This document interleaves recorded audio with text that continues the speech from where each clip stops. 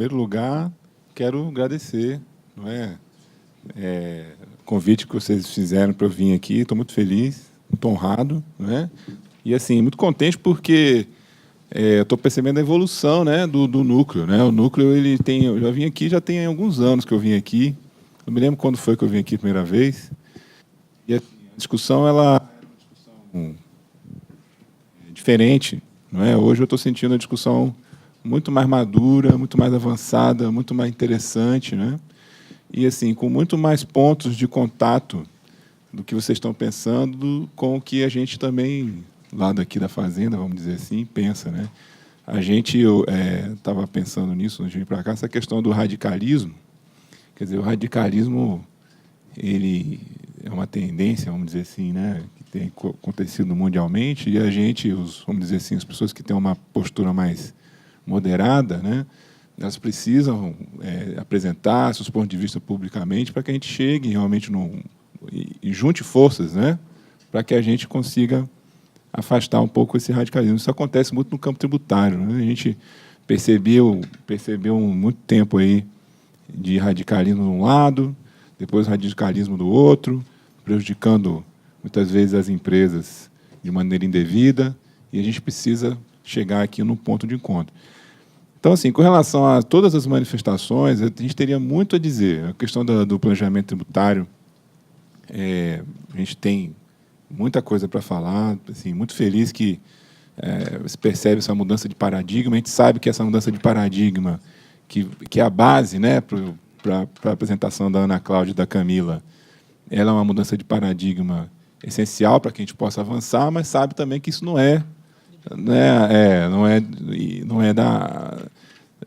assim, a maior parte das pessoas hoje, eu ainda acho que ainda estão naquela paradigma antigo, né, de que o contribuinte pode fazer tudo, se a lei não alterar, não vier, não comatar a lacuna. A gente sabe que isso é irreal, né? Quem está na prática, quem está no dia a dia do direito tributário, sabe que essa postura é uma postura irrealista, né? E é uma postura perigosíssima, né? Porque deixa o contribuinte numa situação de risco, né? Porque ele vai ser autuado. Então, assim, sendo pragmático, melhor muito mais pensar esse tipo de postura e aí avançar em cima dela do que tentar realmente aquela coisa antiga, né, da legalidade estrita, tal, que a gente sabe que é irreal. E com relação à execução fiscal, muitas coisas que também foram faladas, muitas coisas, a Procuradoria já está tentando implementar. Acho que vocês já têm atuação lá no Congresso, né? E vocês estão acompanhando lá, então, aquela comissão no Senado de desburocratização. Você faz parte? Pois é. Então, você viu lá isso, você viu, então, a proposta da Procuradoria lá, né? Que muitas remessas estão... Então, assim, estamos concordando com muitas daquelas coisas, também teria muita coisa para dizer com relação àquilo. Agora, assim, eu vim mais... quer dizer, eu também, por causa do tempo, né? Então, vou falar mais com relação à questão do processo administrativo tributário. Com relação à questão do processo administrativo tributário, assim, duas premissas, para mim, básicas, né? A primeira é o seguinte: o CARF, qual é o modelo do CARF hoje? O CARF, ele é muito antigo, né? O CTN também é muito antigo, e a gente tem um modelo hoje que é o seguinte: olha, o contencioso administrativo, ele é feito, mas ele é um contencioso administrativo, quer dizer, a autoridade que está julgando é uma autoridade administrativa. Ali tem paridade? Tem paridade, mas o CARF, falando o modelo, tá? A parte, vamos pensar aqui teoricamente. O CARF é um órgão de julgamento administrativo, então ele deveria reproduzir, em tese, teoricamente, reproduzir a posição, vamos dizer assim, fazendária acerca daquela matéria.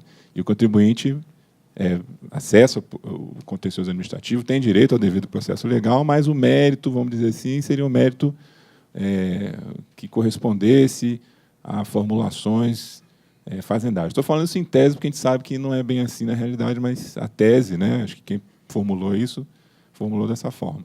E o contribuinte acessa o contencioso administrativo, mas, se ele perder no processo administrativo, ele vai para o judiciário. Então, ele sempre tem a possibilidade de assim, discutir aquela questão de uma maneira, vamos dizer assim, mais imparcial no judiciário. A gente também está passando por uma evolução nisso, né? A Zelotes, ela é a chance, né, de que a gente reformule o CARF. E reformule o CARF, reformule o Contencioso Administrativo Tributário Federal, em uma nova perspectiva. Essa nova perspectiva, eu acho que é uma perspectiva que é natural, que é realmente dar para o órgão uma natureza de tribunal, quer dizer, mais autônomo, tá certo? Mais imparcial. Ele já é imparcial, mas assim, vamos falar falando no sentido teórico, né? Menos integrado, vamos dizer assim, das estruturas administrativas e mais fora da estrutura administrativa para ele poder exercer essa atividade de julgamento de uma maneira mais autônoma.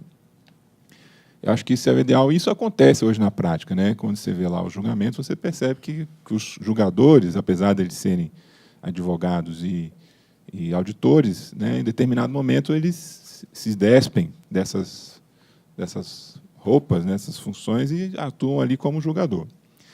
Mas isso está sempre incubado, na verdade, isso não é falado abertamente, isso é uma coisa que está ali, que a gente sabe, mas que não aparece. Né?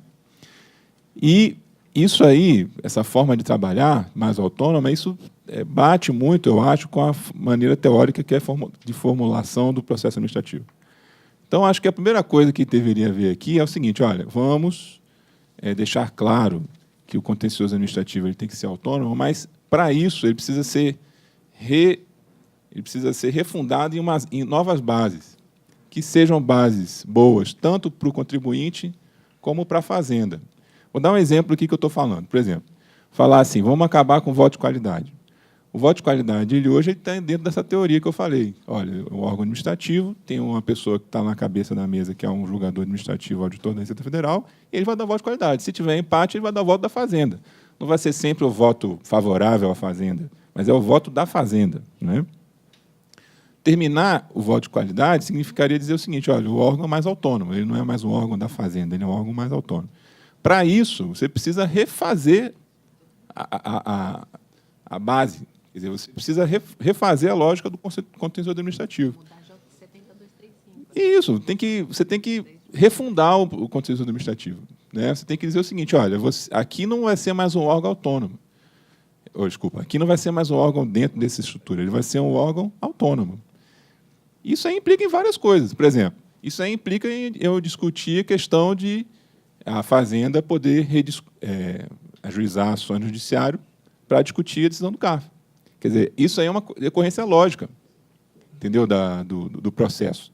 Então, eu acho que essa premissa aí é a premissa para a gente chegar num ponto de encontro, né, das partes, quer dizer, fazenda e contribuinte tem que estar confortável com um novo modelo de contencioso para que a gente possa dar autonomia para o Conselho.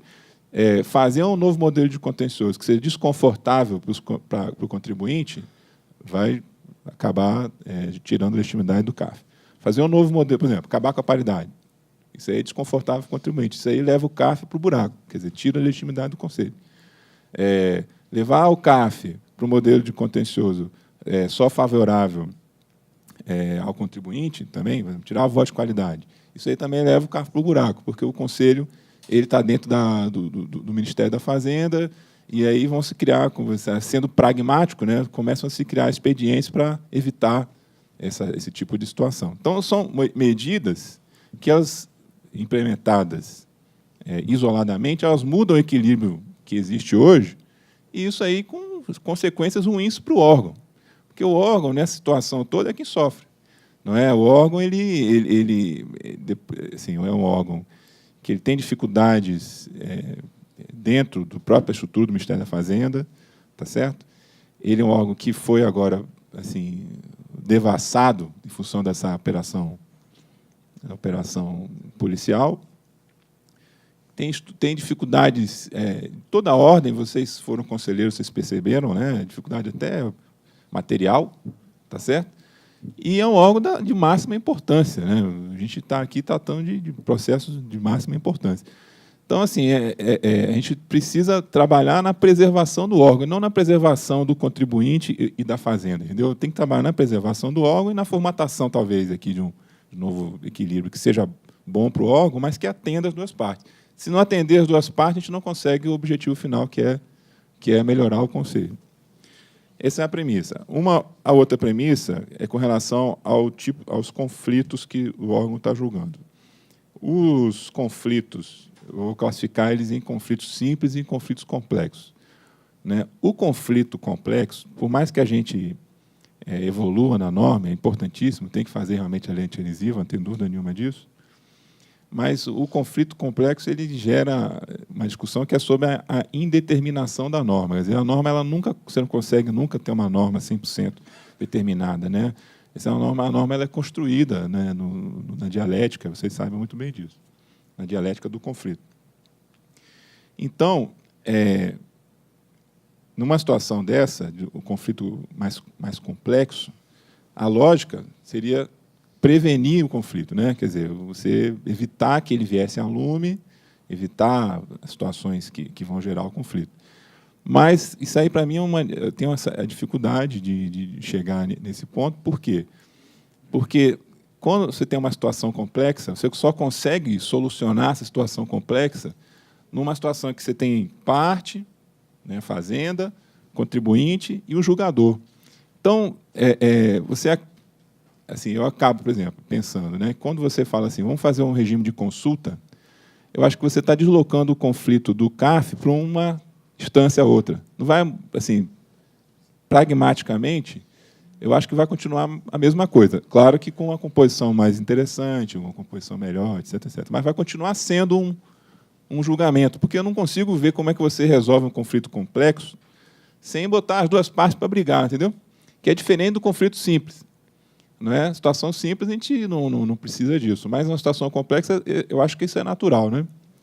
Aí, eu vou, então, para dentro vou, então, para as propostas que foram apresentadas. Então, eu dividi as propostas em três grupos. Um grupo da produtividade do julgamento, certo? Então, eu entendi que vocês fizeram medidas para aumentar a produtividade do julgamento. Para mim, quais são elas? Detalhamento das matérias nas pautas, transmissão das sessões, publicação de todas as decisões, regulamentação das audiências, julgamentos em blocos, máxima extensão da jurisprudência, codificação das matérias, instrumentos de observância de jurisprudência consolidada. Essas medidas todas, eu sou 100% favorável e eu acho que isso aí tem que ser mais aprofundado, né? Claro, tem que apresentar toda a decisão da DRJ mesmo, tá certo? Isso aí, eu concordo 100%.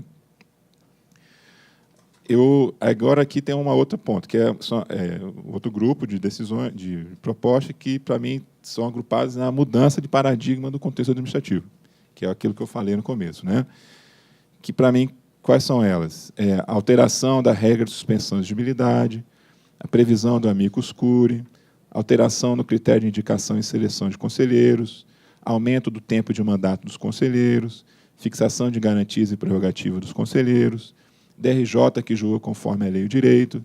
Então, para mim, isso tudo aqui está na linha de dar maior autonomia à autoridade julgadora. Quer dizer, você falar para a DRJ que ela vai julgar conforme a lei e o direito, tá certo? Uma DRJ que hoje está dentro da Receita, ela não é nem... O CARF está no Ministério, ele não está dentro da Receita, a DRJ está dentro da Receita. Ela não só observa as portarias do ministro, ela observa os atos do secretário. E hierarquia dentro da Receita é um princípio, sei lá, é uma coisa mais... Né, o artigo 5º lá deles lá tem que ter hierarquia, entendeu? Então, isso aqui é uma mudança importantíssima. Entenda, eu não estou criticando a proposta, é isso, entendeu?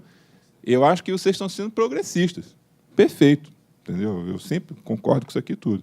Mas isso aqui passa por primeiro, entender isso, que a gente está tratando aqui de uma mudança de paradigma, e a gente precisa dar conforto para as partes, entendeu? As duas partes têm que ficar confortáveis com isso, senão a gente não consegue avançar. Se a parte falar que eu não aceito fixação de garantia e prerrogativa do conselheiro, não aceito. Entendeu? Porque eu quero que o conselheiro fique aqui dentro do meu, em cima do, sei lá, do meu guarda-chuva e tal. Entendeu? Percebe? Então, você precisa que as partes entendam, não, isso aqui vai ser bom, porque com prerrogativa e garantia dos conselheiros, a gente pode aumentar a produtividade, ou a gente pode ter decisões de melhor qualidade, e assim por diante. Então, essa parte aí é, para mim, parte do convencimento tá certo, das partes que a gente precisa avançar. E outro grupo de posicionamentos que vocês colocaram, que eu coloquei num grupo, que é a questão dos casos simples e complexos, certo? Então, por exemplo, quando vocês falam criar modelo de classificação dos contribuintes, implementação de meios alternativos de solução de conflitos, como a transação e mediação, reforma do modelo de consulta fiscal, inserir instrumentos que incentivem a autorregularização, segregação de processos em órgãos independentes, de acordo com o valor e complexidade, isso aqui é facilmente de implementação nos casos simples. Você tem um caso simples, como é que esse tipo de despesa aqui, eu deduzo ou não deduzo? Né? Não tem discussão fática. A questão de você adequar isso numa norma. Né? Dedução de despesa médica, de, sei lá, né, uma operação estética, né? Que é uma questão que acontece. Inclusive, a Receita ela tem já um programa nessa linha, né, de diferenciar o sistema, o conflito simples do complexo. Então, tudo isso aqui é perfeito para o conflito simples, que é o que você viu lá, né, que são 98% dos processos. Quer dizer, então, nós estamos tratando aqui de 98% das coisas que estão rolando agora, nesse momento, lá dentro da Receita Federal, dentro do CARF, tá certo? Que a gente joga dentro do mesmo rito do conflito complexo.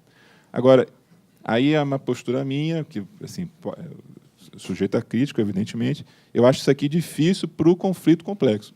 Quando você tem um lançamento de ágil, uma operação planejamento tributário internacional, um planejamento tributário ultra complexo, né, como a gente tem visto ultimamente no Conselho, cada vez mais vai ficando complexo, recurso a normas internacionais, a práticas internacionais, eu tenho dificuldade, sinceramente, de ver como é que a pessoa vai chegar com uma consulta dessa para o fisco.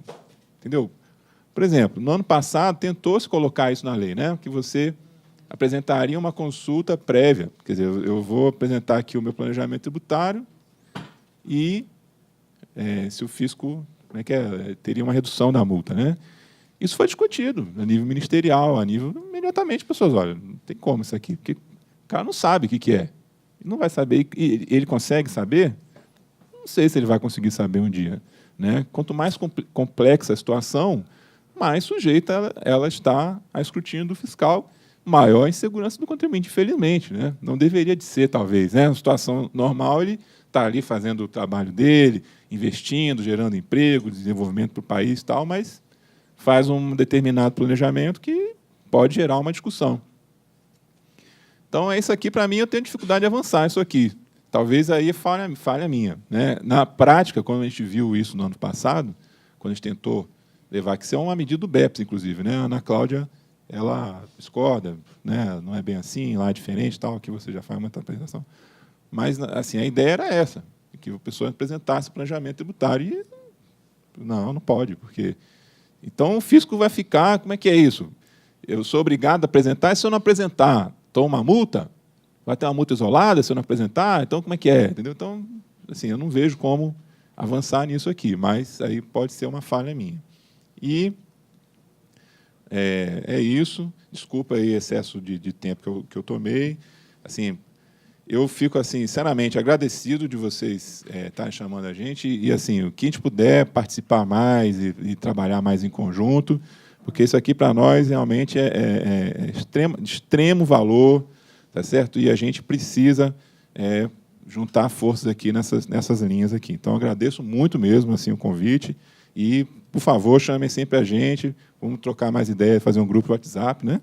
Que aí a gente discute mais. Obrigado.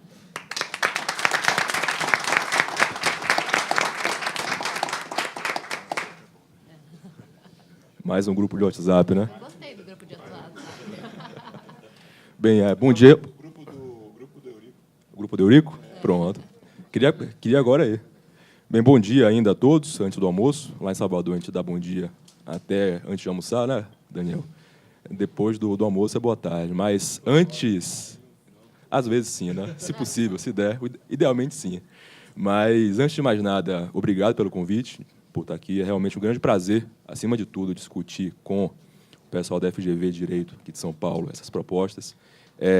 Propostas que eu acho muito pertinentes e propostas que vão no ponto dos problemas reais mesmo. Assim, eu não vi aqui nenhuma proposta em que você vê algum problema de foco, porque hoje você vê muito em relação ao que sai na mídia, discussões que, sinceramente, estão mal colocadas. A questão do voto de qualidade, por exemplo.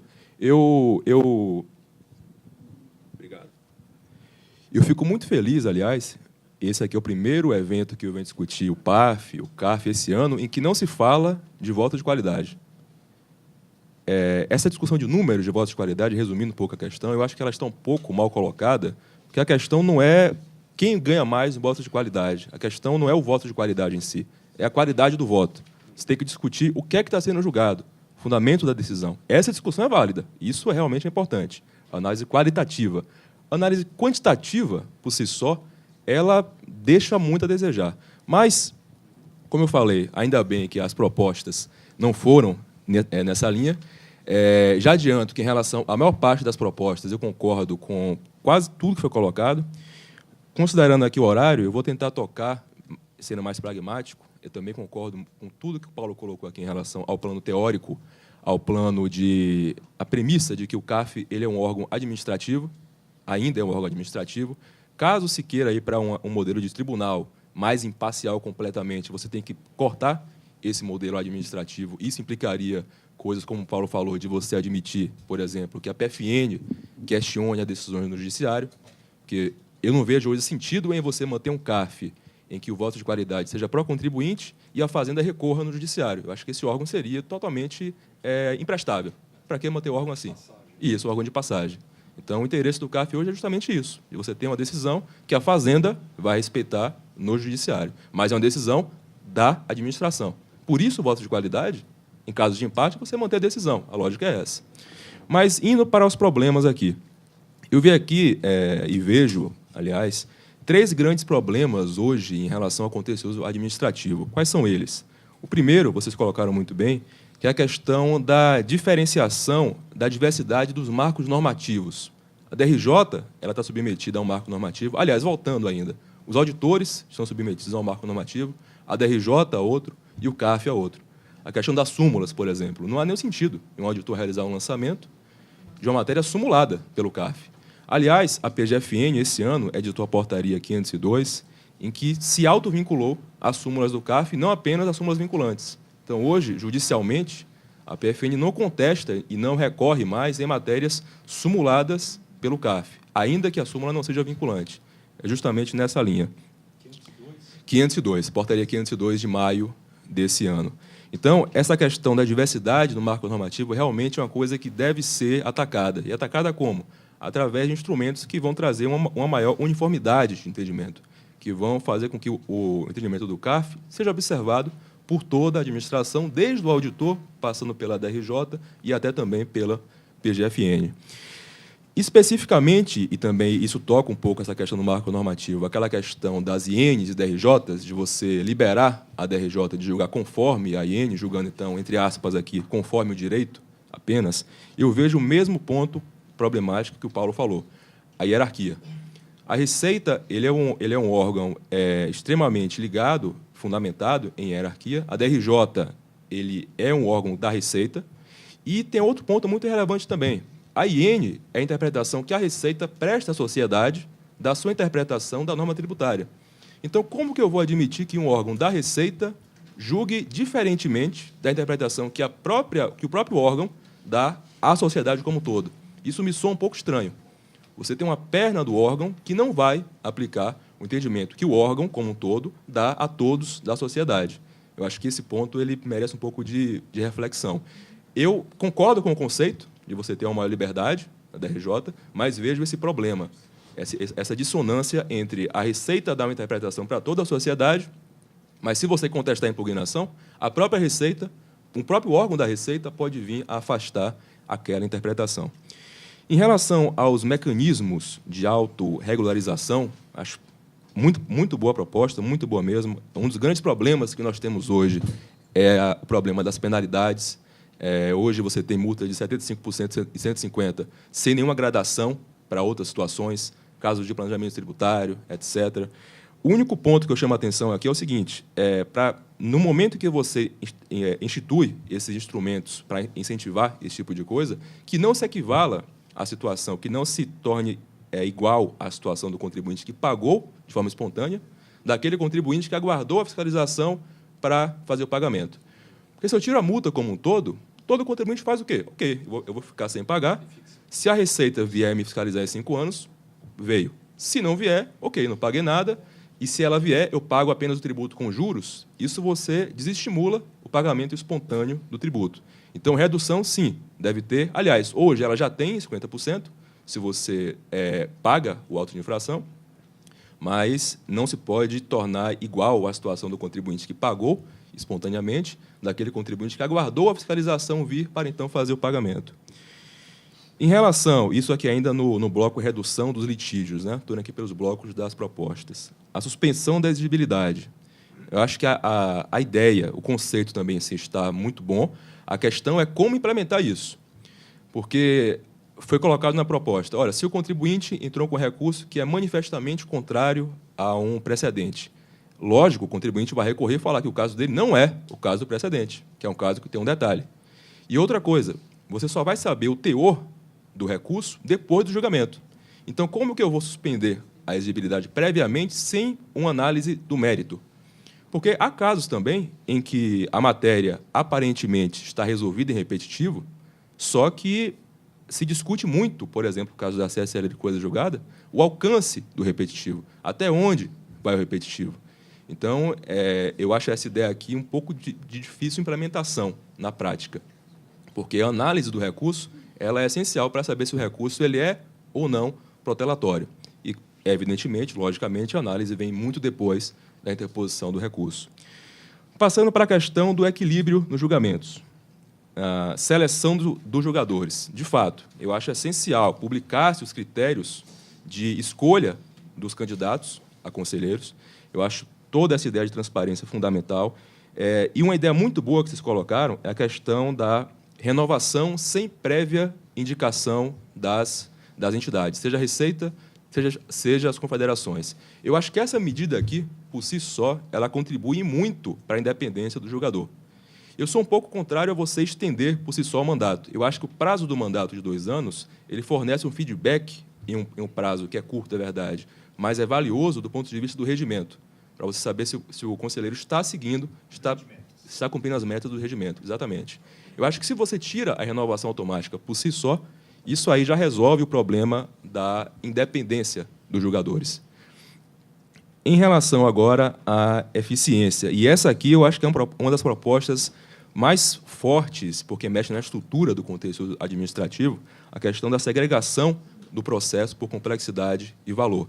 E esse também, o ponto já foi tocado pelo Paulo aqui, eu acho que um grande problema hoje do nosso PAF é que nós temos um rito único para todo e qualquer tipo de litígio.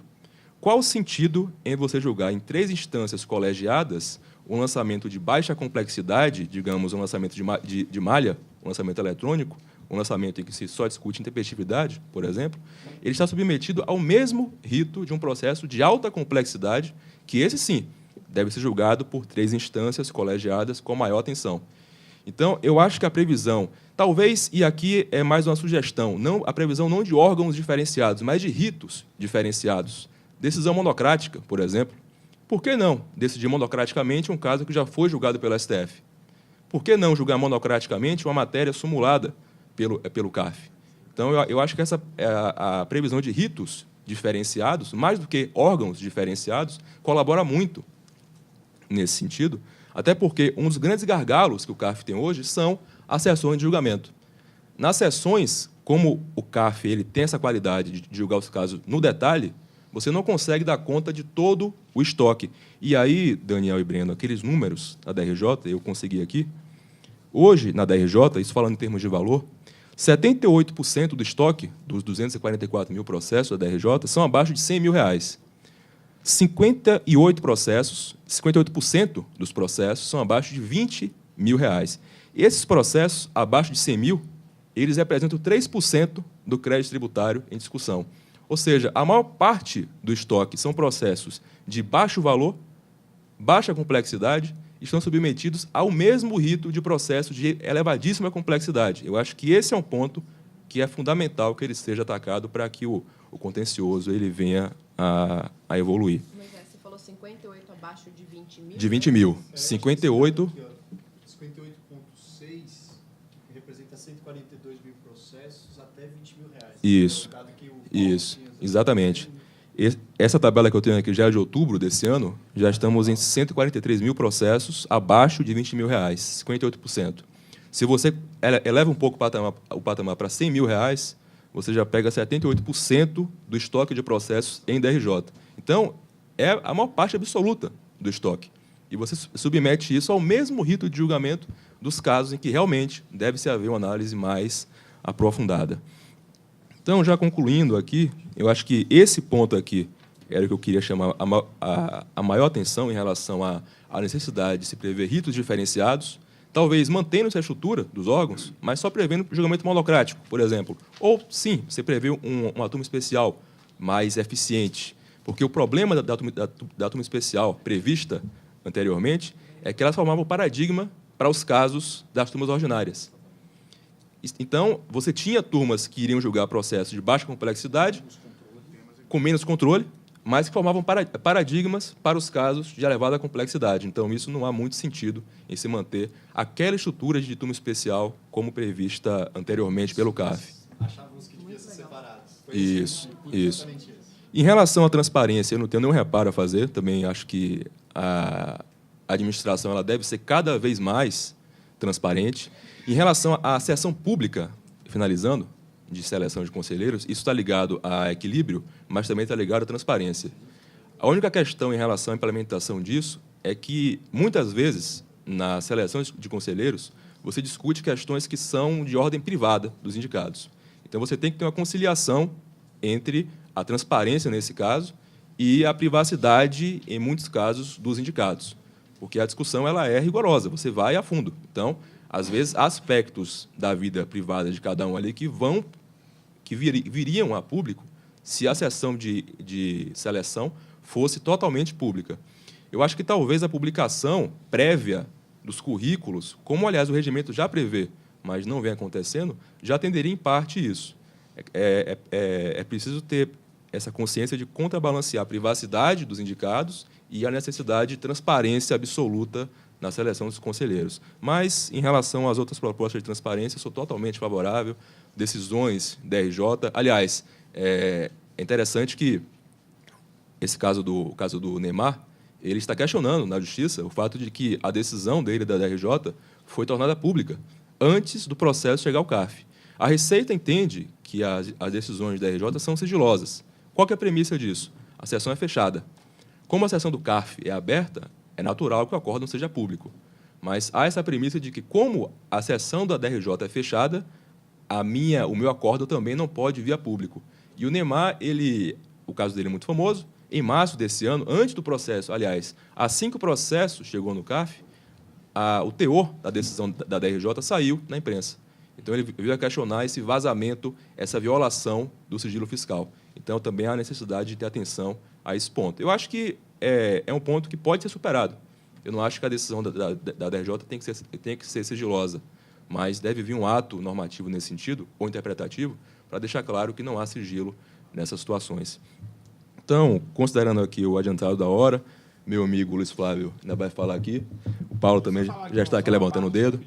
Então, eu agradeço preliminarmente e espero os debates, né? Acho que o debate é a melhor parte aqui do evento, mas agradeço de novo o convite de vocês. Parabéns pelas propostas, parabéns mesmo. O NEF está de parabéns por todos os projetos. E passo aqui a palavra ao Paulo, que vai fazer uma parte aqui.